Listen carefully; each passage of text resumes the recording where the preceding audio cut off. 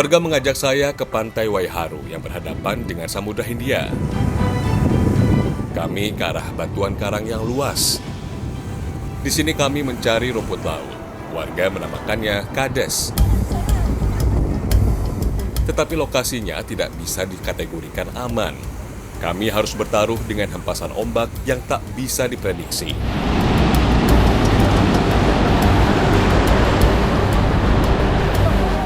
Ombaknya terkadang kencang, bahkan tinggi. Kami harus selalu waspada.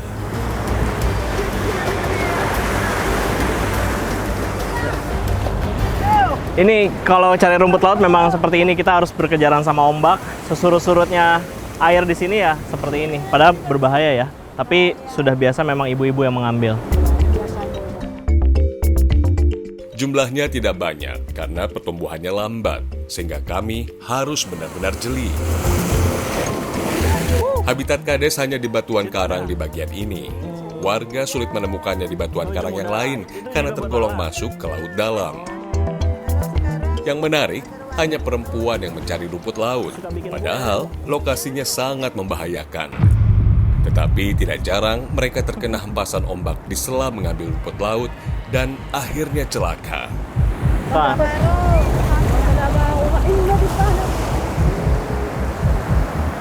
Retna dan ibu-ibu lainnya langsung mencuci rumput laut yang kami ambil. Mereka mengolahnya menjadi agar-agar. Tidak mudah mendapatkan bahan makanan dari luar. Sebenarnya apapun yang ada di dalam dapat mereka olah, namun perlu waktu lama. Sementara pengeluaran untuk membeli bahan masakan setiap hari sangatlah besar. Sendok aja dikit aja udah nanti. Kurang 50.000 satu hari beli sayur aja. 50.000. Belum jajan anak. Maka kita ini masih susah sekali. Ikan 35 jajan anak. Belum ini mau bawa motor bensin. Jadi sehari 100.000 loh itu. Terus kalau misalkan hasil yang ibu dapat kan nggak segitu, tapi keluarnya banyak. Ada masukan. Itu uang dari mana jadinya? Kita harian. Harian. Ngoret kalau ada yang Nyuruh. Sedih benar kita. kalau nggak ada yang nyuruh nggak. Lauk harian yang mereka punya di rumah biasanya dimakan 2 hingga 3 kali di hari yang sama. Hal ini mereka lakukan untuk menghemat uang. Jika dapat dalam jumlah banyak, biasanya mereka jual ke rumah-rumah. Tetapi karena hari ini hanya sedikit yang kami dapat, maka mereka mengolahnya hanya untuk dimakan bersama anak-anak. Ya banyak. Nadine ambil, buat adiknya juga tuh ambilin tuh. Mau lagi? Nggak.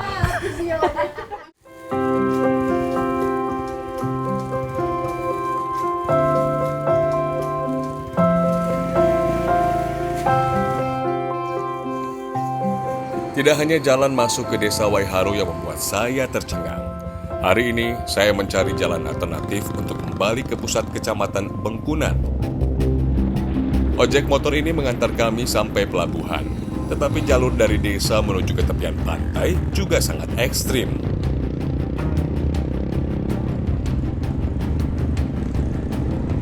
Kami tetap harus berjibaku dengan lumpur dan jalan rusak. Tidak ada pilihan lain. Sampai di tepi pantai, kami langsung menaikkan barang-barang ke kapal. Perjalanan laut memang bisa memangkas waktu tempuh hampir 90%. Tetapi cuaca tak dapat ditebak. Kami harus berkompromi dengan kondisi alam untuk bisa menempuh jalur laut. Menuju ke Baihuni, kita berjalan pulang. Kita akan menggunakan perahu, berbeda dengan kemarin-kemarin ya. Sebenarnya kondisi laut lagi agak mengkhawatirkan, tapi kita akan coba perjalanannya perkiraan 1-2 jam.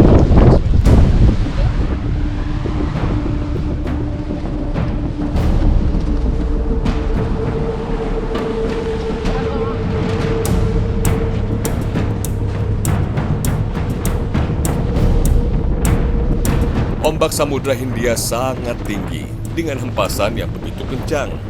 Dalam kondisi cuaca buruk seperti ini, kami berada di tengah-tengah gelombang dengan ketinggian hingga 2 meter. Perahu harus benar-benar mengayun ke arah yang tepat, Jika tidak, kapal ini dapat terbalik dan menumpahkan isinya, termasuk kami para penumpang. Benar bukan perjalanan yang aman dan nyaman untuk keluar masuk desa, karena kita harus mempertahankan pegangan kita di kiri kanan perahu.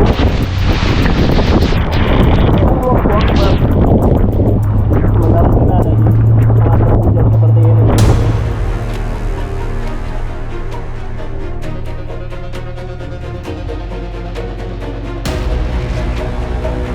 Ongkos untuk keluar dari desa Waiharu menggunakan kapal sangat mahal. Bisa menghabiskan hingga jutaan rupiah sekali tripnya.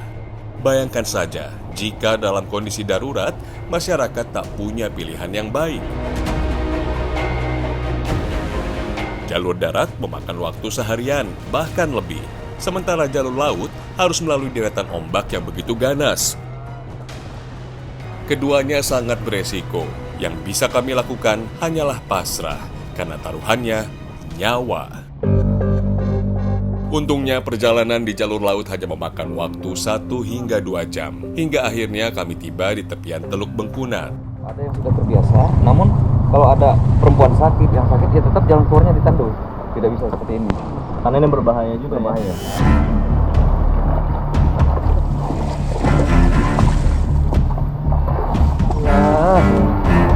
Kami harus memastikan kapal naik ke daratan agar mudah memindahkan barang-barang bawaan kami. Yang pasti, perjalanan keluar masuk desa Waiharu tak pernah bisa dilupakan. Begitu mengesankan, begitu mengenaskan. Kalau memang ada keadilan sosial bagi seluruh rakyat Indonesia, maka rakyat yang mana? Karena warga Waiharu setiap harinya harus menanggung resiko celaka, bahkan kehilangan nyawa, karena resiko perjalanan.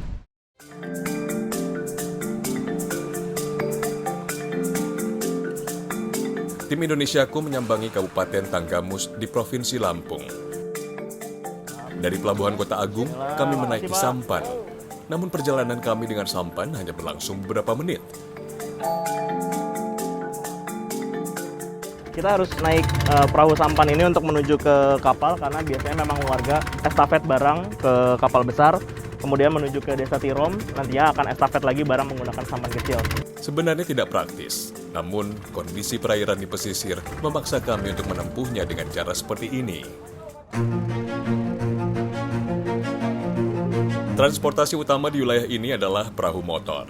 Kapasitasnya mencapai 100 orang, disertai barang bawaan berukuran besar seperti sepeda motor hingga hewan ternak. Setiap penumpang dikenakan biaya 40 hingga 60 ribu rupiah. Jika membawa barang bawaan, maka akan dikenakan tarif 5 sampai 10 ribu rupiah per kilogram. Perahu motor dapat dikatakan sebagai transportasi andalan warga. Setiap harinya ada banyak anak sekolah dan pekerja kantoran yang bergantung pada keberangkatan perahu motor.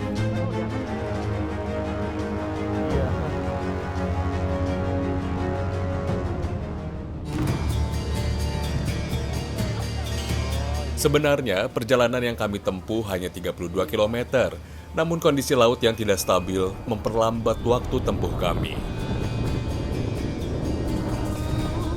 Warga punya pilihan untuk menempuh jalur darat, karena desa-desa di Kecamatan Pematang tidak terpisah daratan dengan Kota Agung. Namun jalurnya harus mengitari pulau, dan kondisinya rusak parah. Ibu pernah kehujanan terus badai gitu di jalan? Ya udahlah sering. Iya. Iya. Terus gimana itu suasananya kalau kayak gitu? Karena sehari-hari doa aja lah. Tapi nggak apa-apa, nggak kapal. Nggak apa-apa kapal. Hujan badai, kadang yang nangis, Iya. takutan gitu. Setelah melalui perjalanan hampir 3 jam, akhirnya kami tiba di desa tujuan. Tidak adanya dermaga di pesisir pantai wilayah desa membuat kami harus kembali estafet memindahkan barang-barang. Tidak jarang, beberapa barang bawaan warga akhirnya jatuh ke laut.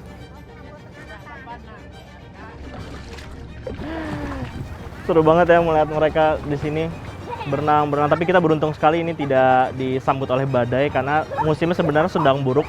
Nelayan juga banyak yang berhenti, tapi kita hanya disambut oleh gerimis-gerimis kecil aja.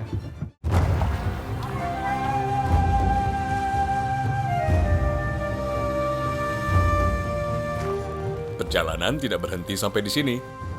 area pemukiman tempat Bu Sri tinggal masih jauh dari wilayah pesisir. Karena ini di zona hijau, jadi saya copot masker sama warga yang lainnya juga. Saya akan ikut Bu Sri ke rumah karena kita mau lihat warungnya seperti apa. Sembakonya juga akan mau dibawa ke warung, sekitar 10 menit katanya kalau naik motor. Bu Sri mengajak saya menggunakan ojek motor. Bagi warga setempat, ongkos mengojek tergolong mahal, sekitar 30 hingga 100 ribu rupiah, tergantung jarak tempuh antar kampung yang dituju. Ada 4 kampung utama dan belasan kampung kecil di sekitarnya yang mencakup wilayah pesisir hingga pegunungan.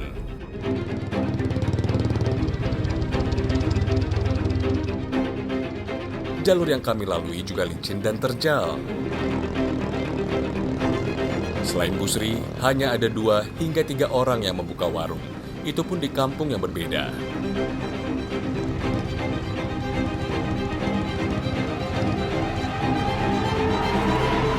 Izin bawa masuk ke dalam. Iya, sini. Sebagai pemilik warung yang menyediakan bahan pokok bagi masyarakat setempat, Bu Sri harus keluar masuk desa setidaknya 1 sampai 2 kali dalam sepekan. Resikonya tidak hanya soal besarnya modal yang harus dimiliki, tetapi juga waktu, tenaga, serta resiko celaka dan bahaya dalam perjalanan. Paling ibu jalan gitu. Kadang-kadang malam maghrib masih di jalan, mana nggak bawa baterai. Kadang nangis sambil jalan itu.